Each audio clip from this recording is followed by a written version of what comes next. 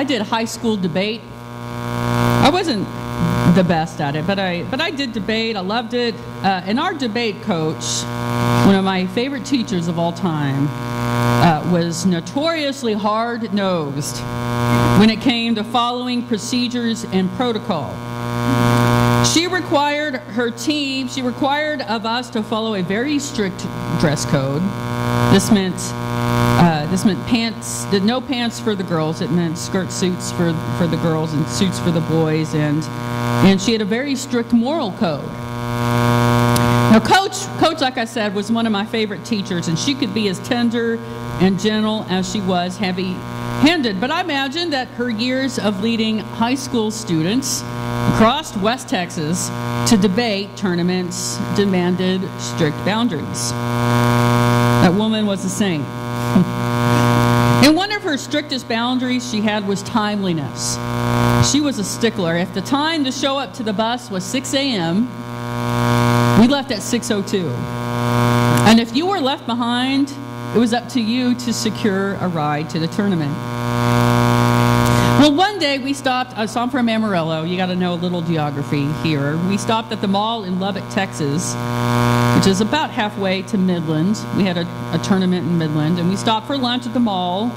This is very exciting for a group from Amarillo. And we stopped for lunch, and I both feared and respected our rules, and I was always very careful to follow them. And we stopped for lunch, and I looked at my watch. I only had about 5 minutes before departure time, and I decided I had time for a quick bathroom break. But somehow I underestimated how long it was going to take, and when I emerged from the J.C. Penney's of the mall parking lot, I saw the doors on the bus begin to close, the engine started, and the wheels slowly roll away. And I wasn't the only one. There was about 6 of us standing there outside this Penny's. We were abandoned, embarrassed, and wondering what to do next. So I've never liked this gospel reading from Matthew. Because it reminds me of that day, and this is, 20 years ago. I'm a high school junior. It's still seared in my brain what it was like to have doors shut to me and to be left behind. Now, as a Christian and as a Presbyterian, I don't believe anyone gets left behind. But at the heart of the gospel is Jesus' message of inclusivity. I mean, this is someone who is welcoming the poor, the meek, the hungry, the unloved. Who did he eat with the most? Well, he dined with the saints, but also with the sinners. He invited little children to come to him. And now the doors are shut, and their foolish bridesmaids left out in the cold, unknown and uninvited. What kind of parable is this? Well, I think if we hope to untangle some of this riddle, we need to understand a little bit what weddings were like in Jesus' day. I mean, these people loved to party. And a wedding in his time was a party that spanned several days. And what the guests would do would assemble at the home of the bride, and her parents would entertain them while waiting for the groom. And when the bridegroom approached, the guests, and this included all the bridesmaids, they would light lamps or torches, and they would go out to greet him. And this became a very festive parade. The entire party would walk to the groom's home, and there his parents would be waiting for the ceremony. And this extended banquet would take place, and y'all, this would continue on for several days. In Jesus' parable, though, something goes terribly awry. This is every bride's worst nightmare. The wedding is off to a rocky start. The groom is delayed. Where is he? No one can find him. He's not answering his cell phone. And the entire wedding party is starting to get twitchy. They glance at the door, and then they look at their watch. Where could he be? They ask themselves, and people begin to fall asleep. This takes so long that they finally just start to nod off. And finally, after what seems like an interminable amount of waiting, a voice cries out, "Hey, he's here!"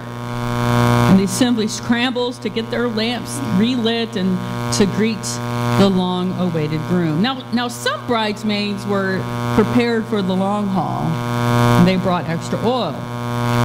But the others didn't anticipate that he would take so long. They figured this would be pretty quick, and their oil ran out. And rather than participate in the procession in the dark, they had to go scramble to fetch more oil, and this lack of preparedness not only causes them to miss what I imagine would be pretty fun, walking the streets with the bride and groom, and not only do they miss on that, they get locked out of the banquet as well. This doesn't seem very fair to me. I think it's also helpful to imagine or to know that most of Jesus' parables are a bit hyperbolic. There is some exaggeration here because exaggeration gets our attention. We're certainly paying attention now, and if everything goes according to our expectations, well, there's no lesson to learn. But this morning, being shut out of a wedding feast, well, that has our attention. How serious is Jesus anyway? But even though this is a dramatic ending to a parable, I'm not sure that's what needs our attention this morning. I don't think we need to fret over who's going to be included at the wedding banquet. Instead, I think we should set about trimming our wicks, filling our lamps with oil, because that's really what I think Jesus' point is. The everyday rudimentary task of replenishing our oil so that our lamps may always shine. Keeping our lamps trimmed and burning is not always easy. The bridegroom has been delayed. And we sometimes may feel as if he has forgotten us or that he will never arrive. For Christians, waiting for the bridegroom, at first it can be very exhilarating and daunting. I think of new Christians coming to the faith. We chirp away excitedly with our fellow bridal attendants, excited about all the possibilities. What's he going to look like? What will we feel when he arrives? And there's that exuberance of faith, but how do we keep that same momentum? Our spiritual lights burning when the bridegroom is nowhere to be found. How do we sustain our faith when we feel like we have been spiritually abandoned? I couldn't help but think a week ago, right at this time in Texas, a gunman opened fire on a church congregation. And then a few weeks ago, there were hundreds of people killed in a gun massacre in Las Vegas. And in between these national tragedies, I can't overstate the personal disappointments and loss that I know that have been felt here in this congregation even. And the frustration and failures that we face every day, and even thoughts and prayers can ring hollow when we try to reconcile evil and chaos with this knowledge and faith in an all-loving God. Yet something compels us to be here to worship each Sunday with other people of faith. I mean, why else are you here? I believe that we are here because we long for our lamps to be filled. We want our lamps to be filled, and worship is where we fill our hearts with song and prayer and the word and praise so that we are emboldened to face the darkness. But I think we also need to figure out what fills us spiritually. What fills us spiritually when we're not here in worship on Sundays. We're here for an hour, but what happens the rest of the week? And how do you get fulfilled? Now, I know some of you might take a few minutes in the morning to pray and read scripture and have a little quiet time before the day ignites. Or maybe that's not for you. Maybe you'd like to volunteer at Let's Help. Or maybe you sing in the choir or teach Sunday school, and that is what fills your lamp. Or maybe you paint. We have painters here, or you knit. Or maybe if you don't know what fills you spiritually, or if you feel like your lamp has run dry, then spend some time praying about it, or maybe journaling about it. And just as there are multiple ways to worship God, there are infinite ways to nurture your spiritual life, and I am always available to help you sort it out. Figuring out what feeds your soul, and then figure that out and then tend to it, because you are going to need those flasks of oil day in and day out until the groom returns. Anna Carter Florence remarks that you don't fill your lamp because you are afraid you're going to get locked out of the kingdom of heaven. You don't stockpile oil because then you can turn everyone away. No, you just stop at the filling station and fill your flask and take it with you because you can't wait to meet the bridegroom. You fill it out of joy.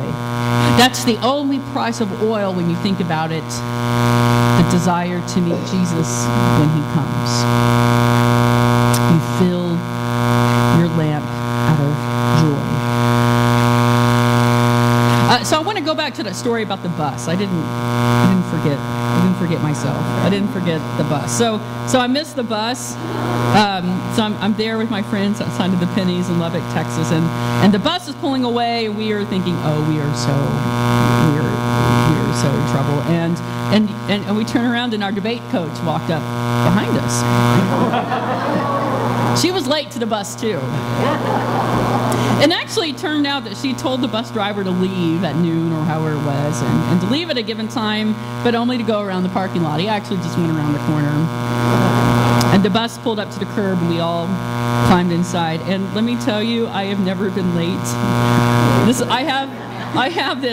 I have this fear of being late. Like, bus leaves at 12. I'm there at like 11:45 because I'm terrified of this. But we learned. When we fill ourselves spiritually, then we find, what, we have oil to share with others too. And I can just think about it. You know how last week, if you were here, we lit candles for All Saints, and I looked out, and there's just 1,000 points of light, if you will, here in the sanctuary, and that's what the world is going to look like too, with our lamps. Just this land of deep darkness with pinpoints of light. And then think about that procession to the house of the groom. It's not just a walk and talk. This is a raucous parade full of laughing and singing and light shining off of our faces. And everyone's in the bus. We have the oil to share, and in the end, no one's going to be shut out. Thanks be to God, and amen. Amen.